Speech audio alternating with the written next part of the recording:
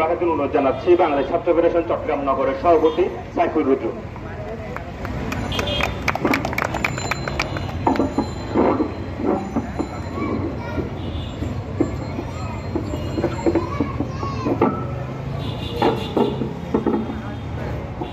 Hello,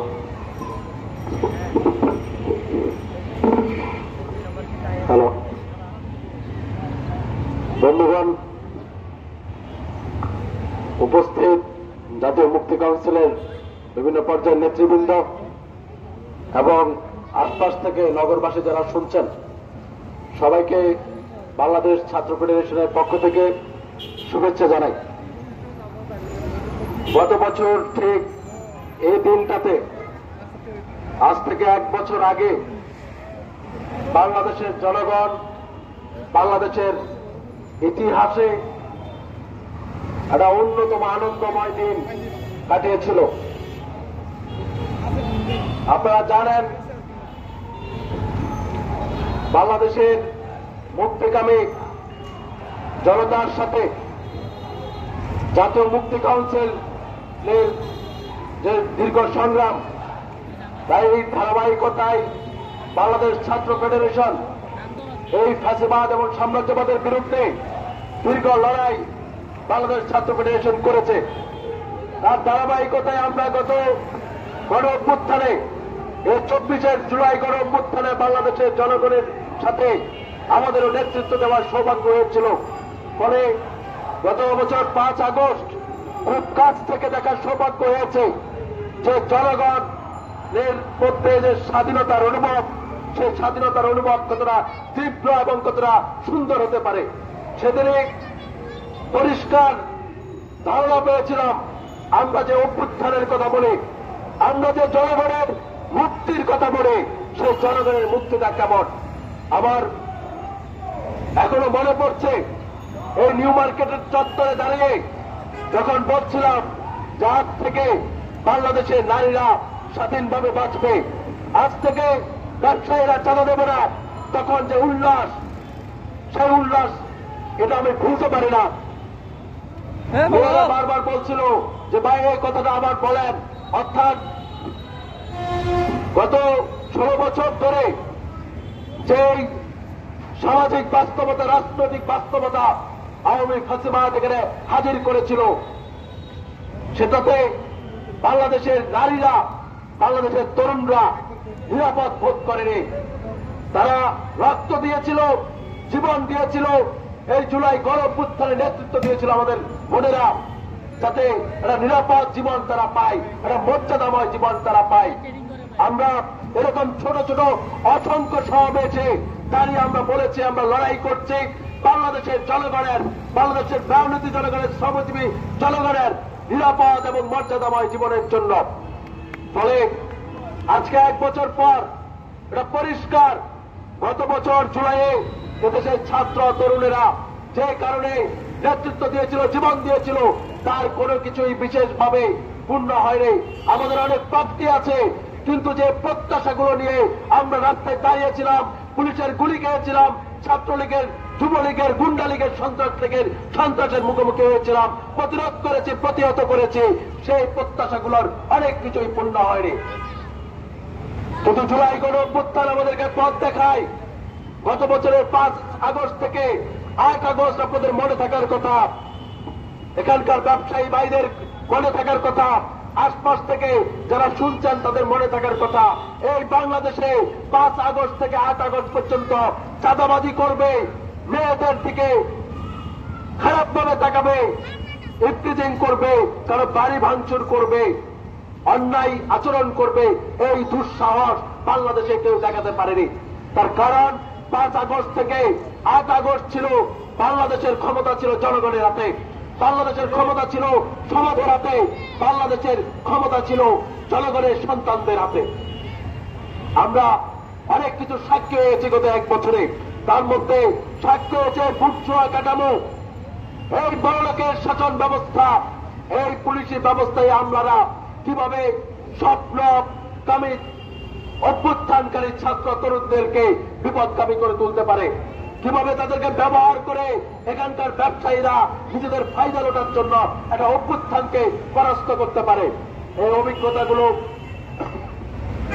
আমাদের ছাত্র তরুণদের হয়েছে, বাংলাদেশের জনগণের হয়েছে। ওই ভারতে পালিয়ে যাওয়া, মালয়েশিয়ায় পালিয়ে যাওয়া পলাতক গুন্ডা লীগেরা আপনারা দেখবেন দেশের বাইরে বসে বসে তারা প্রতিনিয়ত নানা ধরনের স্ট্যাটাসের মধ্য দিয়ে, নানা ধরনের ভিডিও বার্তার মধ্য দিয়ে তারা জানান দিতে চায় তারা আগেই ভালো ছিল। কিন্তু আমরা বারবার বলতে চাই যে আমরা হাসিনার আমল থেকে এখন ভালো আছি। আমাদের প্রত্যাশা পূরণ হয়নি। আমাদের শ্রমিকের বুকে গুলি চলেছে।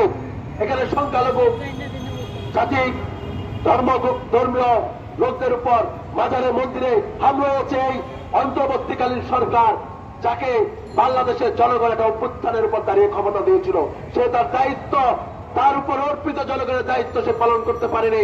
জনগণের সম্পদ সে রক্ষা করতে পারেনি। শ্রমিকের পাওনা সে বুঝিয়ে দিতে পারেনি। এখানকার আহত ছাত্র জনতাকে চিকিৎসা বুঝিয়ে দিতে পারেনি। কিন্তু এদেশে গত 1 বছরে আপনারা গুমের কথা বলেন, গত 1 বছরে গুম হয়েছে কিনা, আপনারা গুমের কথা জানেন কিনা, রাজনৈতিক কারণে কাউকে তুলে নেওয়া হয়েছে ধরনের ঘটনা জানেন কিনা, কিংবা যে স্তরে ঘটনা ঘটেছে 16 বছরের সাথে তার তুলনা চলে না। 1 বছরের তুলনাটা দিতে পারে আওয়ামী লীগের যারা এই দেশে এই দেশ ছেড়ে, যারা তাদের কর্মের কারণে, যারা তাদের দুঃশাসনের কারণে এই দেশ ছেড়ে পালিয়ে যেতে বাধ্য হয়েছে। বন্ধুগণ, খুব পরিষ্কার ভাবে জুলাই গণঅভ্যুত্থান আমাদেরকে পথ দেখিয়েছে। জনগণের ঐক্যই এখানে এই খুনি হাসিনার মতো একটা ফ্যাসিস্ট ব্যবস্থাকে এখানে দেশ ছেড়ে পালাতে বাধ্য করতে পারে। যে ভারতের কাছে হাসিনা বলেছিল যে ভারতকে যা দিয়েছে ভারত তা কোনোদিন ভুলতে পারবে না। আমরা দেখলাম যে সারা পৃথিবীর কোথাও এই খুনি হাসিনার জায়গা না হলেও ভারতে ঠিকই জায়গা হয়েছে। বলে ভারতকে সে দিয়েছে ঠিক, গত 1 বছরে তাই ভারতের মাথা নষ্ট হয়ে গেছে। আপনারা ভারতের পত্রিকা মিডিয়াগুলো দেখবেন, ওই পত্রিকা মিডিয়াগুলোতে তারা এমন ভাবে দেখাচ্ছে যাতে এই দেশে বাংলাদেশের জনগণ রাতে ঘুমাতে পারে না, এরকম এখানকার পরিস্থিতি।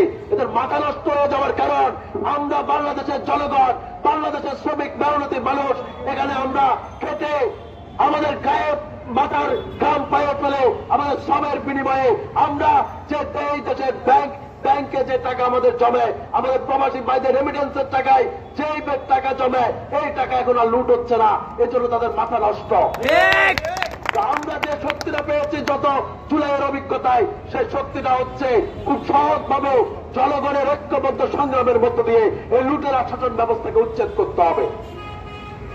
এটা খুব সহজভাবে আমরা যে পথটা পেয়েছি, যে ক্যাম্পাসে ক্যাম্পাসে ছাত্রলীগের গুন্ডারা আমাদের শিক্ষার্থী ভাইদেরকে যে চরম নির্যাতন নিপীড়ন করেছিল, যে টর্চার সেলে বন্দী করেছিল, সেই টর্চার সেল আমরা উচ্ছেদ করতে পেরেছি একটা গণ অভ্যুত্থানের মধ্য দিয়ে।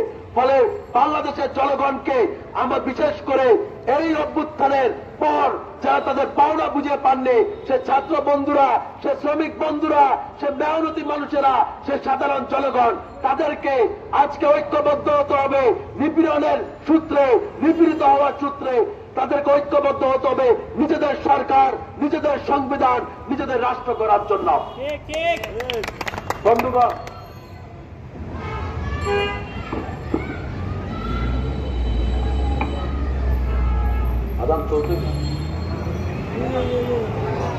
বন্ধুগণ, আপনারা দেখবেন জনগণের টাকায় প্রতিনিয়ত যে ইন্টারিম গভর্নমেন্টকে আমরা বসিয়েছিলাম এই খুনি হাসিনা এবং তার দোষীদের বিচারের জন্য, বিচারের খবর আমাদের কাছে নাই। 24 জুলাই গণ অভ্যুত্থানে যারা আহত হয়েছিল তাদের চিকিৎসার খবর আমরা পাচ্ছি না। তাদের আহত শরীর প্রতিনিয়ত আমাদের রাতে ঘুমের ব্যাঘাত ঘটায়, আমাদের মানসিক যন্ত্রণার কারণ হয়ে দাঁড়িয়েছে। তাদের চিকিৎসার খবর, শহীদ পরিবারের সঠিক পুনর্বাসন, যথাযথ মর্যাদাময় পুনর্বাসন আমরা দেখছি না। কিন্তু এখানে ঐক্যবদ্ধ কমিশনের নামে এক বৈঠক এখানে গত 6 মাস ধরে, 1 বছর ধরে চলছে। সেই ঐক্যবদ্ধ কমিশনের অনেক আলাপ আপনারা প্রতিদিন পত্র পত্রিকায় মিডিয়ায় আপনারা পান, নানা ধরনের মুখরোচক ভিডিও বার্তা আপনারা ফেসবুকে আজকাল রিলের কল্যাণে আপনারা দেখতে পান। কিন্তু সেই ঐক্যবদ্ধ কমিশন একটা জায়গায় তাদের ঐক্য রয়েছে, এই সংবিধান পরিবর্তন করা যাবে না, এই সংবিধান উচ্ছেদ করা যাবে না, কারণ এই সংবিধান হচ্ছে এখানকার জনগণের মাথায় কাঁঠাল ভেঙে খাওয়ার, লুট করার যে মূল যন্ত্র, সেই যন্ত্রটা হচ্ছে এই 72 সেই ফ্যাসিস্ট মুজিবের যে প্রণীত যে সংবিধান। বলে এই সংবিধান আমাদের আগামী দিনের অভ্যুত্থানে, আমরা এই অভ্যুত্থান থেকে শিক্ষা নিয়ে এই সংবিধান আমরা রাখবো না, এই সংবিধান আমরা উচ্ছেদ করব। এই সংবিধানে জনগণের মর্যাদা, জনগণের অধিকার, জনগণের শ্রমিকের শ্রমের মর্যাদা, শ্রমের মূল্যের কথা থাকবে, দেশের জনগণের চিকিৎসার কথা থাকবে, নিরাপত্তার কথা থাকবে, জনগণের সার্বভৌমত্বের কথা থাকবে। সেরকম একটা সংবিধান প্রতিষ্ঠা করাই হবে আমাদের আগামী দিনের সংগ্রামের মতো। বন্ধুগণ, এই দীর্ঘ বক্তব্যের মূল কথা হচ্ছে জুলাই গণঅভ্যুত্থান আমাদের পথ দেখিয়েছে। গরিব মানুষেরা, শ্রমিকেরা যদি 4 আগস্ট এখানকার এই বিআরটিসি এলাকার ফলমন্ডি এলাকায় যারা ব্যবসা করেন তারা জানেন, এই শ্রমিকরা যদি না দাঁড়াতো, এই শ্রমিকরা যদি ছাত্রদের সাথে না দাঁড়াতো, এই নিউ মার্কেট এলাকার হকাররা যদি ছাত্রদের পাশে না দাঁড়াতো, তাহলে ছাত্রদের পক্ষে 10 মিনিট এখানে দাঁড়ানো সম্ভব ছিল না। কিন্তু এই শ্রমিকরা গত 11 বছরে, 11 মাসে, 1 বছর, গত 1 বছরে তাদের যে ন্যায্য হিস্সা তারা সেটা পায়নি। তারা চাঁদাবাজির শিকার হয়েছে, পুলিশের কাছে গিয়ে তারা সেটার প্রতিকার তারা পায়নি। তো এই শ্রমিকেরা, শ্রমিকদের যে সত্যি, এই সত্যির কাছে পরাজিত হয়েছিল। এখানকার এই হাসিনার ফ্যাসিস্ট যে ব্যবস্থা, সে ব্যবস্থা পরাজিত হয়েছিল মূলত শ্রমিক মেহনতি মানুষের কাছে। ফলে শ্রমিক মেহনতি মানুষকে ঐক্যবদ্ধ হতে হবে, জনগণের সংগ্রামের গড়ে তুলতে হবে, জনগণের সংগঠন গড়ে তুলতে হবে। বাংলাদেশ ছাত্র ফেডারেশন সেই দেশের শ্রমিক মেহনতি মানুষের, জনগণের সন্তানদের সংগঠন হিসেবে আমরা সেই লড়াইয়ে আপনাদের পাশে থাকবো, এই অঙ্গীকার ব্যক্ত করলাম। আগামীর অভ্যুত্থান হবে জনগণের রাজনৈতিক অভ্যুত্থান, আগামীর অভ্যুত্থান হবে শ্রমিকের অভ্যুত্থান। সেই অভ্যুত্থানের জন্য আসুন জোট করে, সেই অভ্যুত্থানের জন্য আসুন নিজেদের সংগঠন করে তুলে। বাংলাদেশ ছাত্র ফেডারেশনের পক্ষ থেকে আপনাদের সন্তানদেরকে আমরা সেই দাওয়াত দেই।